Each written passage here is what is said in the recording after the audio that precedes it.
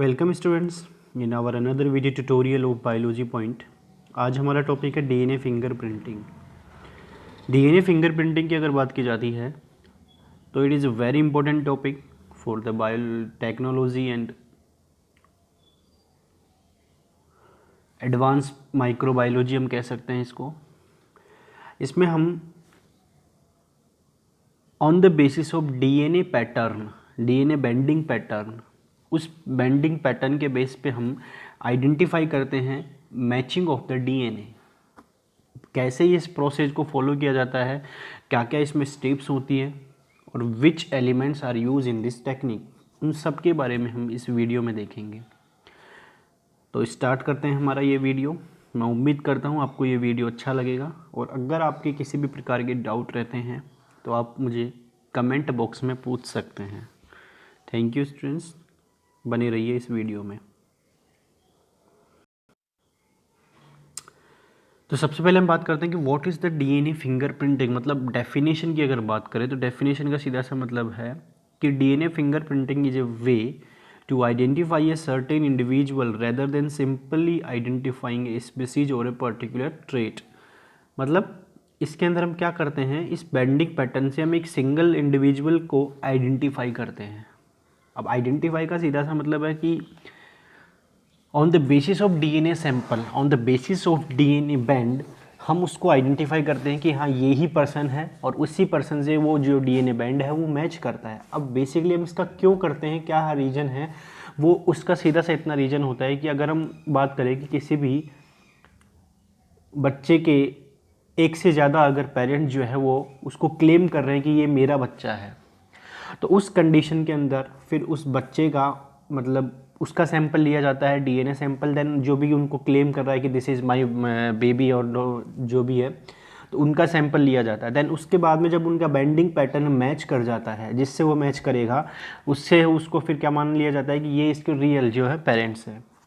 Students, आपको पता होगा कि डीएनए सैंपल या यूँ कहें कि किसी भी इंडिविजुअल का जो डीएनए होता है वो कभी भी मैच नहीं करता है। ये पॉसिबिलिटी होती है केवल ट्विन्स के अंदर, इसके अलावा कहीं भी ये पॉसिबिलिटी जो है वो हमें नहीं देखने को मिलती है। इसलिए इस टेक्निक को हमने कह सकते हैं कि it is a very specific identify techniques for the individual certainty. A techniques used by the scientists to distinguish between individuals of the same species using only sample of their DNA। यानी कि हम इसमें क्या करते हैं कि same species के individuals का सैंपल लेते हैं डीएनए का, उसी के बेस पे हम उसको क्या कर लेते हैं, पता लगा लेते हैं कि ये एक्चुअल है।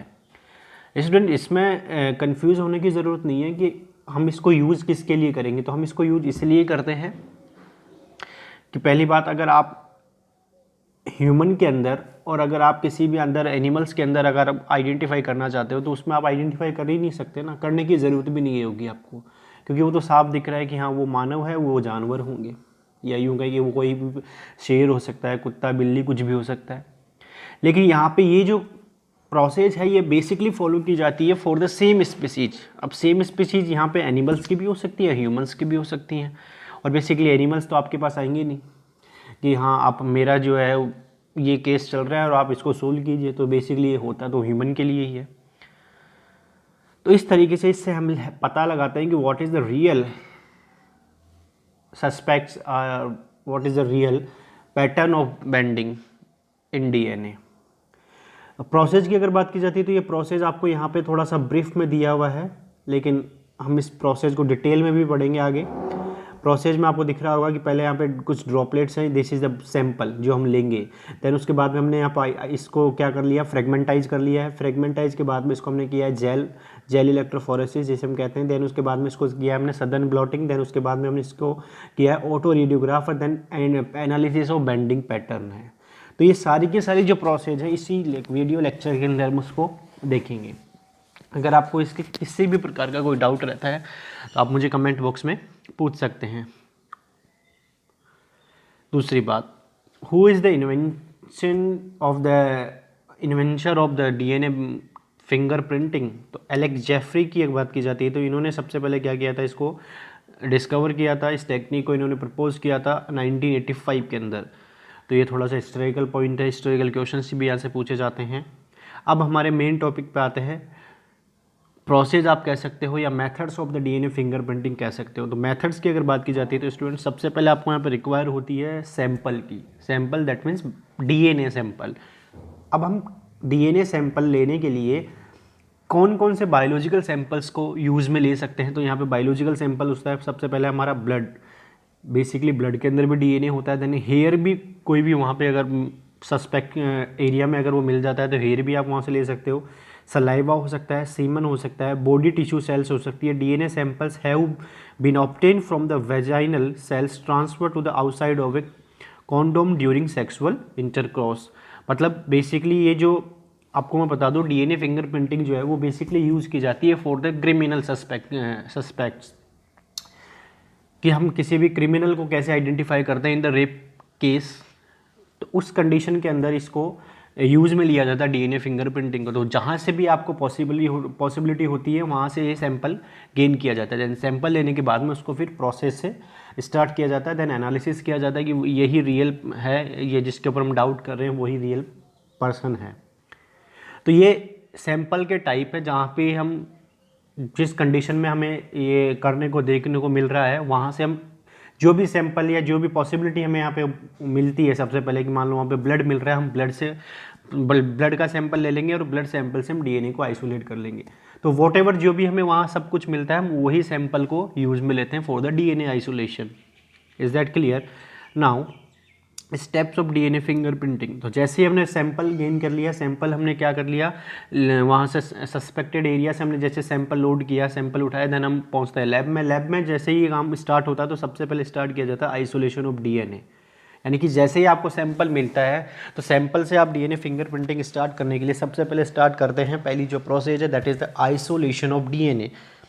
आइसोलेशन का सीधा सा मतलब है कि अगर हम जो भी सैंपल ले रहे हैं या जिस भी एरिया से, जिस भी सस्पेक्टेड एरिया से अगर आप सैंपल लेते हो तो उस सैंपल के अंदर ये तो नहीं होगा कि केवल डीएनए ही होगा, वहाँ पे बहुत सारी सेल्स भी होंगी, बहुत सारे वहाँ पे हम कह सकते हैं माइक्रो ऑर्गेनिज्म भी हमें देखने को मिल सकते हैं। लेकिन हमारा जो बेसिकली काम है वो तो काम है डीएनए फिंगरप्रिंटिंग, और डीएनए फिंगरप्रिंटिंग के लिए हमें केवल रिक्वायर होता है डीएनए। इसलिए हम सबसे पहले क्या करते हैं, आइसोलेट करते हैं उस सैंपल से डीएनए को। तो DNA must be recovered from the cells और tissue, only a small amount of blood, hair और skin needed to isolate DNA. अब आइसोलेशन के लिए हम क्या करते हैं, यहाँ पे डीएनए को प्रेसिपिटेट करते हैं। प्रेसिपिटेट करने के लिए वहाँ पे हम XI7 जो प्रोटीन्स है, बफर है, इनके लिए हम उसको हम कह सकते हैं कि कोल्ड जो ट्रीटमेंट है वो भी दिया जाता है।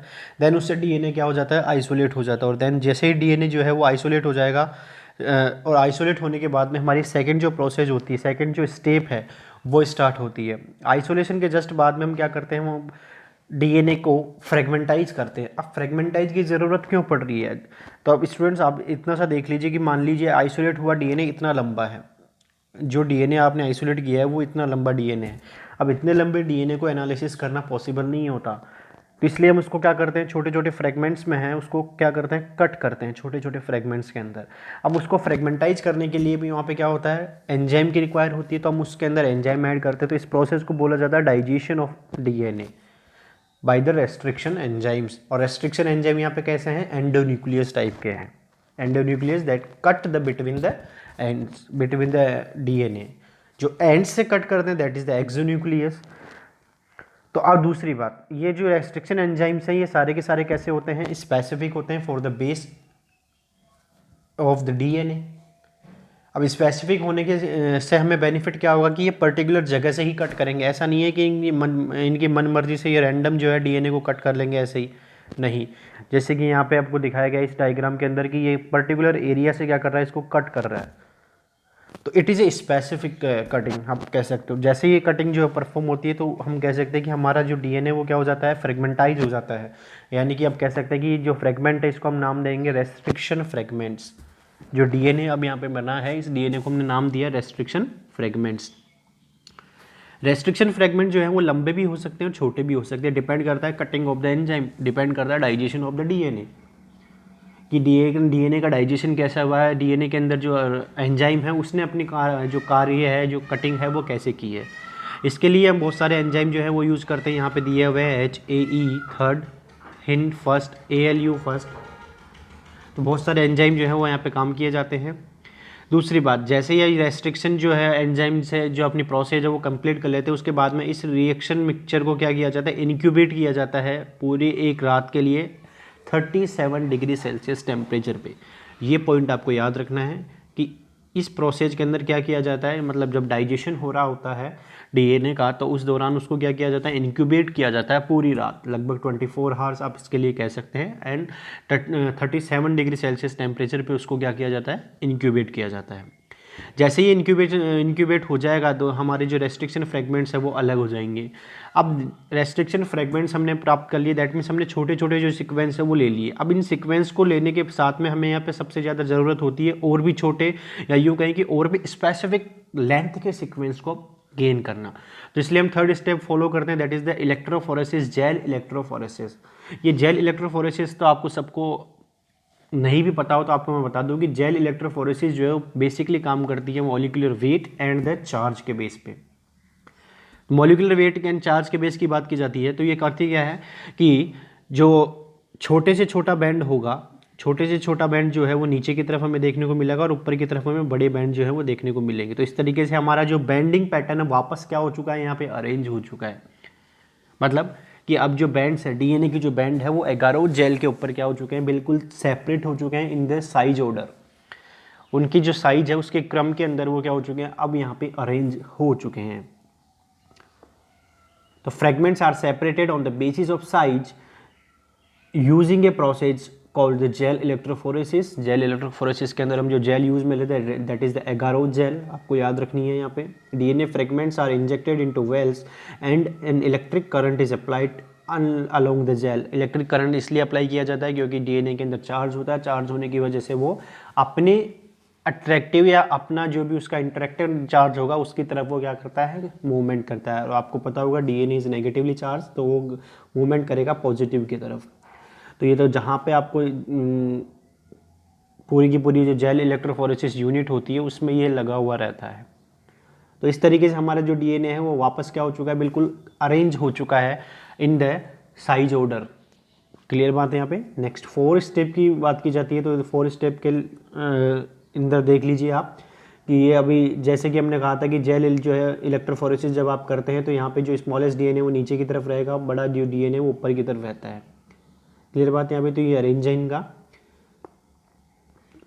फिर इसके बाद में 4th स्टेप क्या होती है कि जैसे ही जो डीएनए है वो क्या हो चुका है, अरेंज हो चुका है ऑन द जेल। ये देख लीजिए स्टूडेंट्स, ये जेल के ऊपर क्या हो चुका है, अरेंज हो चुका है डीएनए। इस जेल को अब क्या किया जाता है, वहाँ से रिमूव किया जाता है, या यूँ कहें कि इस जेल से अब इस डीएनए को क्या किया जाएगा, ट्रांसफ़र किया जाएगा। एंड देन इस टेक्निक को या इस प्रोसेस को एक नया नाम दे दिया जाता है, that is the southern blotting. ध्यान रखना स्टूडेंट, इसको नाम दिया जाता है सदर्न ब्लोटिंग। और सदर्न ब्लोटिंग का सीधा सा मतलब है, ये क्वेश्चन पूछा जाता है बहुत बार कि what is the southern blotting. Southern blotting is a transfer of the DNA from the agarose gel to the nylon membrane. ध्यान रखना students, transfer of the DNA from the agarose to nylon membrane is known as Southern blotting. इस ये किसके लिए use में ली जाती है, तो it is use only and only for the DNA. Students blotting 3 प्रकार की बेसिकली हम देखेंगे, northern blotting, western blotting, but here we consider only southern blotting because we use the DNA. So southern blotting. अब southern blotting के अंदर हम क्या करते हैं कि सदर्न ब्लोटिंग के अंदर हम जो हमारा डीएनए जो कि जेल के ऊपर आया था अभी, उस जेल के डीएनए को क्या किया जाता है, यहाँ पे नाइलोन या नाइट्रोसेल्युलोज मेम्ब्रेन के ऊपर इसको ट्रांसफर किया जाता है। अब ट्रांसफर का सीधा सा मतलब है कि कैसे करेंगे ट्रांसफर उसको, तो वो देख लीजिए। The DNA fragments are transfer to a nylon sheet by the placing the sheet on the gel and soaking them overnight by the process southern blotting. मतलब इसको क्या किया जाता है, उस नाइलोन शीट के ऊपर रख दिया जाता है। रखने की वजह से क्या होता है, क्योंकि जेल है, जेल के अंदर मॉलिक्यूल्स है, तो देन उसके अंदर थोड़ा सा एब्जॉर्प्शन जो है वो प्रोसेस हमें देखने को मिलेगी, अवशोषण की प्रक्रिया देखने को मिलेगी। तो उसकी वजह से वो धीरे धीरे क्या हो जाते हैं, by the soaking process DNA will be transferred on the nylon sheet. लेकिन ये प्रोसेस जो है पूरी की पूरी वापस अगेन ओवरनाइट मतलब 24 आवर्स के लिए इसको वापस रख दिया जाता है। तो स्टूडेंट्स डीएनए फिंगरप्रिंटिंग ऐसा नहीं है कि हमने इसको अभी जस्ट 15-20 मिनट में पढ़ लिया और ये देन 15-20 मिनट में हमें आइडेंटिफिकेशन हो जाता है। इसके लिए 2-2 3 दिन का जैसे आपको दिख रहा है टाइम लगता है। तो it is a very crucial step, it is a very typical techniques आप इसको कह सकते हैं कि अगर हल्का सा भी कहीं ना कहीं मिस्टेक हो जाएगी देन रिजल्ट जो है वो गलत आ जाता है। तो इसको आप अच्छे से बिल्कुल सेटअप के साथ में इसको आप देखें तो अच्छा ही रहेगा। कि हमने जैसे जेल किया, जेल के बाद में हमने इसको क्या कर लिया, ट्रांसफ़र कर दिया on nylon sheet, that is southern blotting. अब सदर्न ब्लोटिंग होने के बाद में हम क्या करते हैं, उस जो नाइलॉन शीट होती है, बेसिकली आपको मैं बता दूं, उस नाइलॉन शीट के ऊपर प्रोब जो डीएनए है वो ऐड होता है। What is the probe DNA या what is the DNA probe? तो डीएनए प्रोब आपको मैं बता दूं स्टूडेंट्स, ये थोड़ा सा समझने वाला पॉइंट है कि अब हम क्या करते हैं, उस डीएनए प्रोब को ऐड करते हैं नाइलॉन शीट के ऊपर। या तो आप ऐसे कह सकते हैं या आप कह सकते हैं ये पहले से ऐड है, क्योंकि प्रोसेस तो सारी की सारी सेट होती है। तो अब डीएनए प्रोब का सीधा सा मतलब क्या है वो आप देख लीजिए स्टूडेंट्स। हमने यहाँ पे ये देखा था कि हमने जो सैंपल लिया है वो सैंपल हमने लिया है एक एरिया से जहाँ से आपको बोला गया है कि यहाँ पे क्राइम हुआ है, या जहाँ से आपको बोला गया है कि ये आपस में जो दो पेरेंट्स हैं वो उलझ रहे हैं। तो अब हमने क्या लिया, पर्टिकुलर एक सिंगल जगह से हमने क्या लिया, वहाँ मान के चलते हैं कि एक पेरेंट जो है वो आपस में उलझ रहे हैं फॉर द एक सिंगल चाइल्ड के लिए कि ये मेरा बच्चा है। तो हमने क्या लिया था, हमने उस चाइल्ड का सैंपल लिया, मतलब बच्चे का डीएनए सैंपल। देन उस डीएनए सैंपल को हमने यहाँ पे पूरी की पूरी प्रोसेस जो हमने जेल किया है, नाइलॉन शीट किया, उसके ऊपर तो बच्चे का डीएनए है। लेकिन अब हम जो डीएनए प्रोब ले रहे हैं, उस डीएनए प्रोब के अंदर हम किसका डीएनए ऐड करेंगे यहाँ पे, तो अब हम ऐड करेंगे यहाँ पे कंप्लीमेंट्री डीएनए। और what is the meaning of complementary DNA? तो कंप्लीमेंट्री डीएनए होता है अपने टेम्पलेट डीएनए का जस्ट उल्टा, आप कह सकते हो उसको।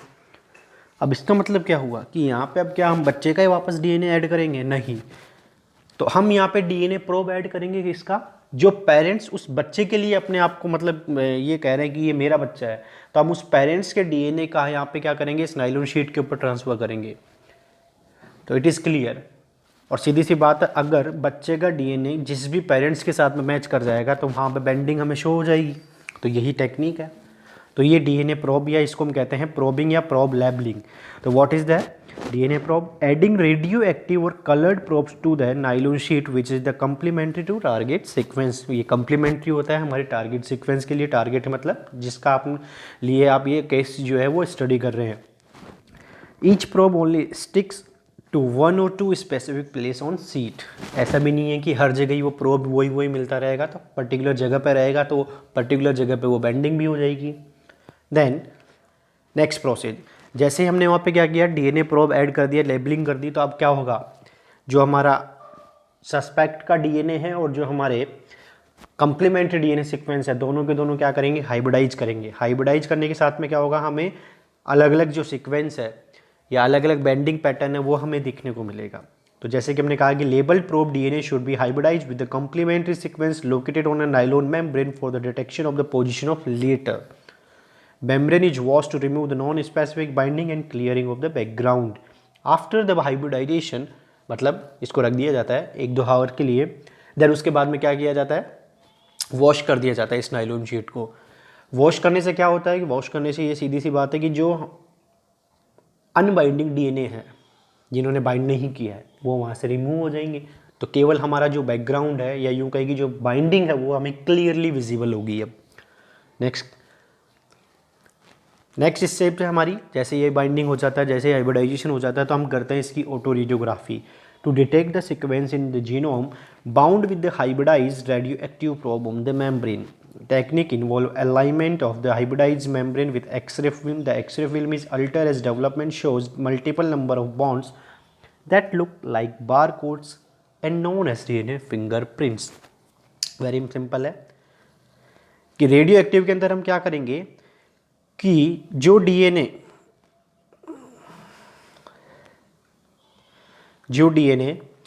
बैंड हाइब्रिडाइज हुए हैं वो बैंड अब यहाँ पे हमें क्या हो जाते हैं, विजिबल हो जाते हैं, और वो अच्छे तरीके से विजिबल होंगे। तो हमने कहा कि मान लीजिए ये ऐसे विजिबल हो गए, तो अब जैसे ये विजिबल हो गए, यहाँ पे विजिबल केवल वही बैंड होंगे जो कि क्या हुए हैं, हाइब्रिडाइज हुए हैं, जो कि जिन्होंने डीएनए प्रोब के साथ में बाइंडिंग की है। और डीएनए प्रोब के अंदर हमने क्या ऐड किया था, एक तरीके से हम कह सकते हैं कलर्ड का सीधा सा मतलब वहाँ पे हमने फ्लोरोसेंट ऐड किया है, क्योंकि ऑटो रेडियोग्राफी के अंदर फ्लोरोसेंट जो ऐड होगा वही वहाँ पे क्या होता है, ईजिली और अच्छे तरीके से विजिबल होता है। तो इस तरीके से हमें बेंडिंग पैटर्न देखने को मिल गया है किसके अंदर, ऑटो रेडियोग्राफी के अंदर। एंड देन जैसे ही ऑटो रेडियोग्राफी हो जाती है, उसके बाद में हमारी लास्ट जो स्टेप है वो आती है interpretation of the bending patterns. कि अब क्या किया जाता है, इंटरप्रेट किया जाता है कि हाँ यही जो है वो रियल है। तो इंटरप्रेट के लिए हम यहाँ पे आपको मैं बता दूं, analysis of band patterns of different individuals, comparison of the position of the band, computer software, मतलब ये बाय द कंप्यूटर या बाय द, ये कह सकते हैं कि ये टेक्निक्स इंस्ट्रूमेंटल टेक्निक्स हैं, तो इंस्ट्रूमेंट्स के हेल्प से इसको एनालिसिस किया जाता है। जैसे ही एनालिसिस कंप्लीट हो जाता है हमारा फाइनल रिजल्ट जो है वो प्रिपेयर हो जाता है। तो यहाँ पे एक आपको रिजल्ट दिया हुआ है, उस रिजल्ट को आप समझेंगे। रिजल्ट को आप इतना सा समझेंगे कि क्राइम सीन, मतलब हम यहाँ पे कह सकते हैं कि जहाँ पे भी कोई मर्डर हुआ है, जहाँ पे भी कोई रेप हुआ है, वहाँ से हमें इतने सारे सैंपल लिए थे और इतने सारे सैंपल की वजह से हमें इतने सारे बैंड जो है वो देखने को मिल रहे हैं। Students, it is a very important topic. तो ये इतने सारे जो बैंड है वो हमें देखने को मिल रहे हैं। क्लियर बात। ये क्राइम सीन से जो हमें जो भी सैंपल मिले, ऐसा तो नहीं है कि एक सिंगल सैंपल मिलेगा हमें, वहाँ से हम जो जिसके साथ एक क्राइम हुआ है उसका भी सैंपल जो है वो लेते हैं। तो सारे सैंपल लिए हमें इतने सारे बेंडिंग पैटर्न जो है वो देखने को मिल गए। सब में वही प्रोसेस होती है, जितने भी आप सैंपल ले रहे हो सबके लिए सेम प्रोसेस होगी। अब इसके बाद हम क्या करते हैं, तो अब इसके बाद हम यहाँ पे क्या ध्यान रखना है स्टूडेंट्स, इसके बाद हम यूज करते हैं जिनके ऊपर हमारा डाउट है उनके सैंपल भी हमें लेते हैं। तो हमने यहाँ पे माना कि हमने 3 सस्पेक्ट्स के क्या के लिए सैंपल ले लिए, 3 सस्पेक्ट्स के सैंपल लिए, तो उससे हमें बेनिफिट क्या होगा कि तीनों पे हमें डाउट है, और जिसके साथ जो बेंडिंग पैटर्न मैच कर जाएगा ज़्यादा वही क्या होगा, रियल क्रिमिनल होगा। तो हमने यहाँ पे क्या देखा कि सस्पेक्ट नंबर 2 के साथ में जो हमारा बेंडिंग पैटर्न है वो बिल्कुल मैच कर रहा है, पूरा का पूरा बेंडिंग पैटर्न। और जब पूरा का पूरा बेंडिंग पैटर्न मैच कर रहा है इसका मतलब है कि यही क्या है, क्रिमिनल है। क्लियर बात है यहाँ पे।